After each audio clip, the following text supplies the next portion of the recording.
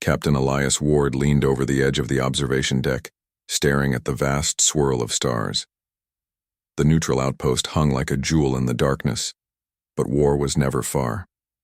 For decades, the Zalari and Dreth had clashed across this sector, each battle leaving ruins in its wake.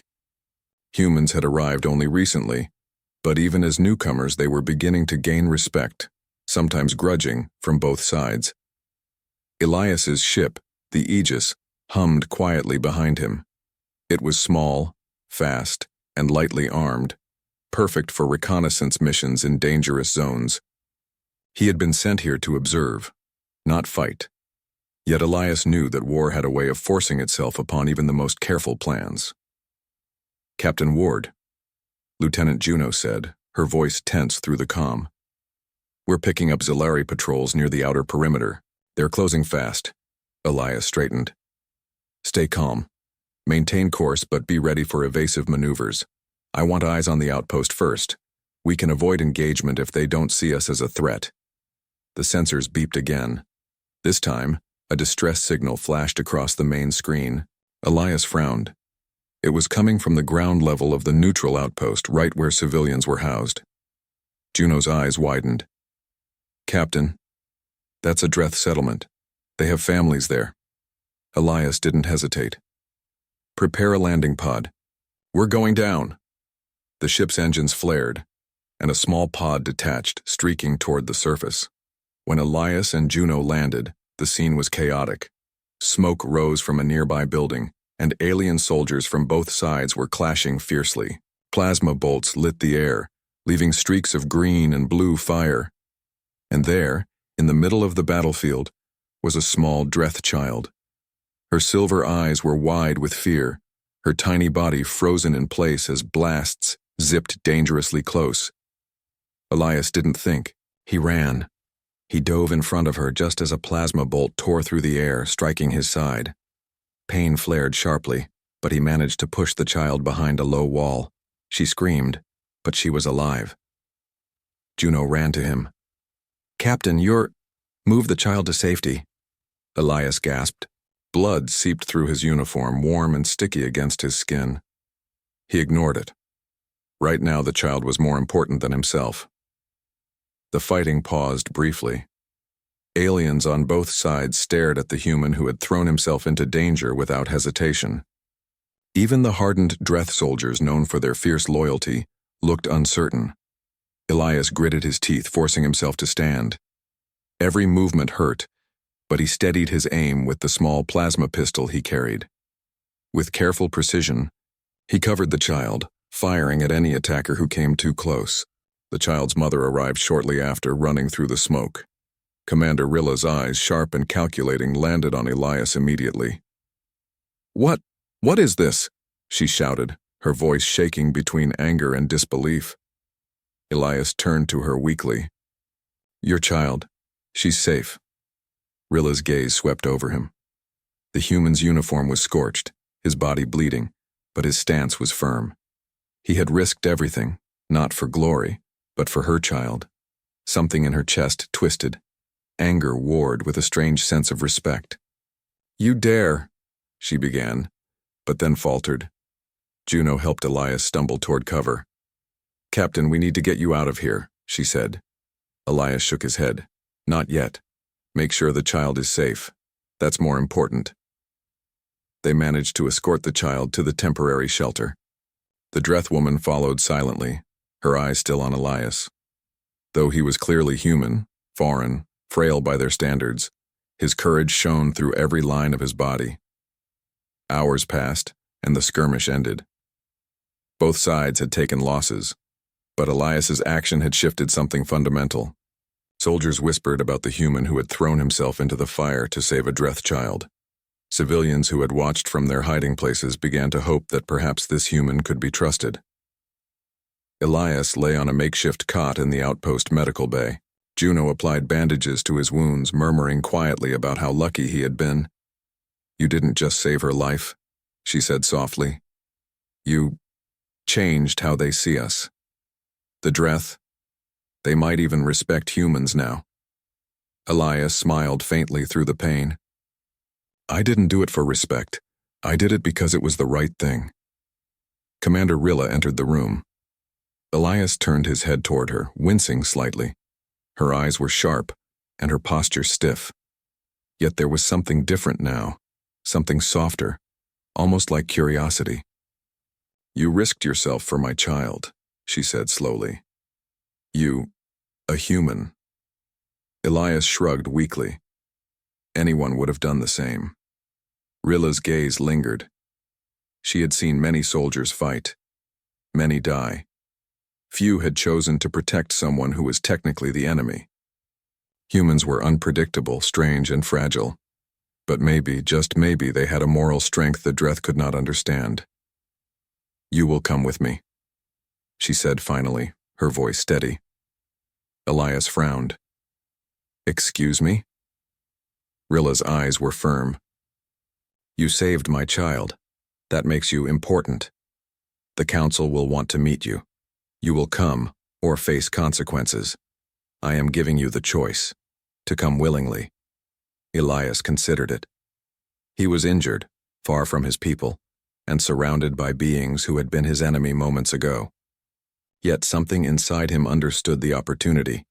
Humans were new here, and first impressions mattered. If he could act with integrity, maybe this war could be softened, if only slightly. I will go, he said finally, voice quiet but determined. But I go as a guest, not a prisoner. Rilla's lips curved slightly, a hint of a smile rare and fleeting. Then we have an arrangement. But be warned, not all will see it as a gift. Later that evening, Elias watched the stars through the medical bay viewport. The child, now asleep, was curled safely in a corner, her breathing steady. Commander Rilla sat nearby, her eyes distant as if calculating every possible outcome of the decision she had just made. Elias thought about humans, about courage, and about morality. Sometimes he realized bravery was not about defeating enemies. It was about choosing who to protect, even when the world expected otherwise. And in that small outpost, surrounded by smoke and ruins, he had chosen wisely. Outside, the Dreth soldiers whispered in hushed tones. The human, he is not like us. And perhaps they were right. As the pod prepared to leave the next morning, Elias felt the weight of the future pressing on him. Rilla would demand answers from the council, and humans would be tested in ways they had never imagined. Yet for the first time he felt that humans had a chance, not just to survive in this galaxy but to influence it, to teach others the value of courage, compassion, and morality. The stars stretched endlessly before him, and Elias knew that the real mission was only beginning. The capital city of the Dreth civilization loomed ahead, a vast metropolis orbiting a glowing gas giant. Its towers stretched high, shimmering with alien metals and lights that shifted like liquid.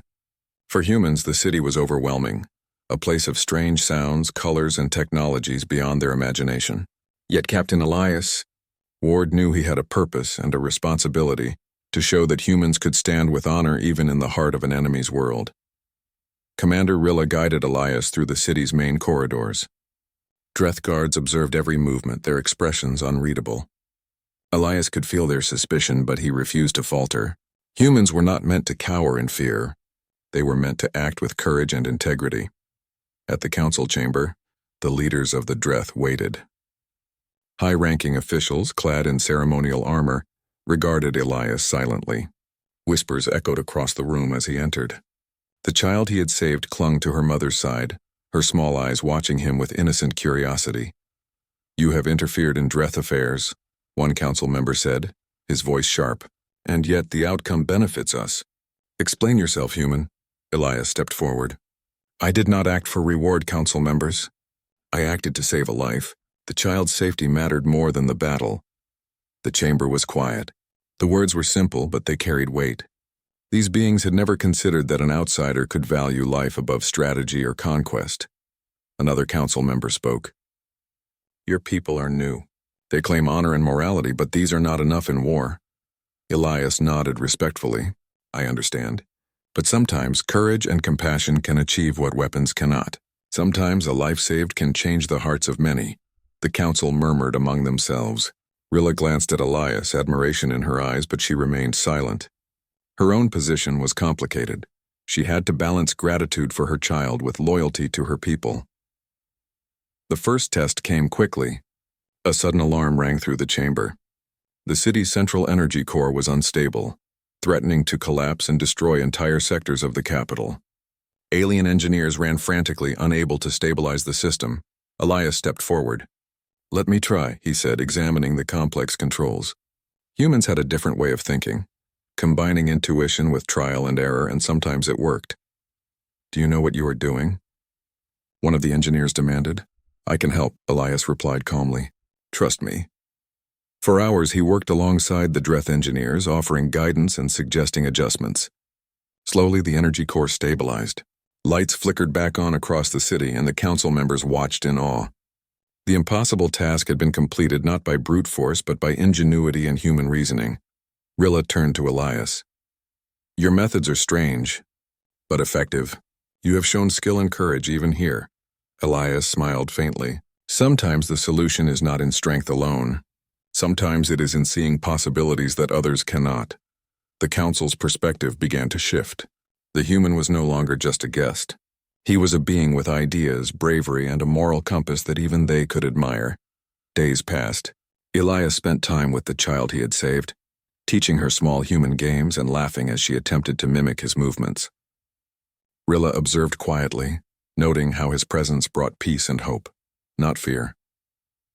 One evening, as the city shimmered beneath the gas giant, Rilla spoke to Elias privately. "You have done more than save my child.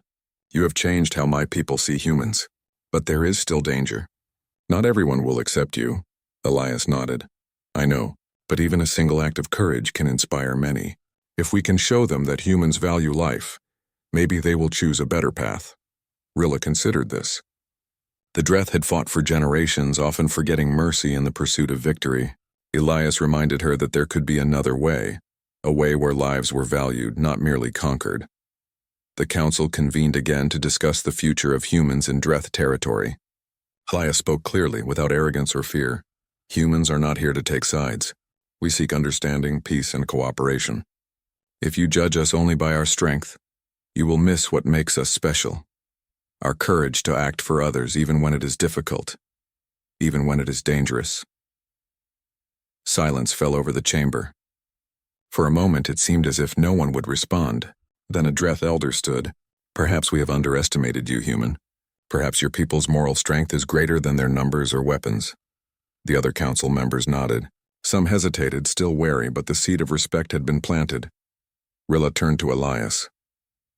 "You have done what few could. You have saved my child, stabilized the city, and shown that humans can be trusted.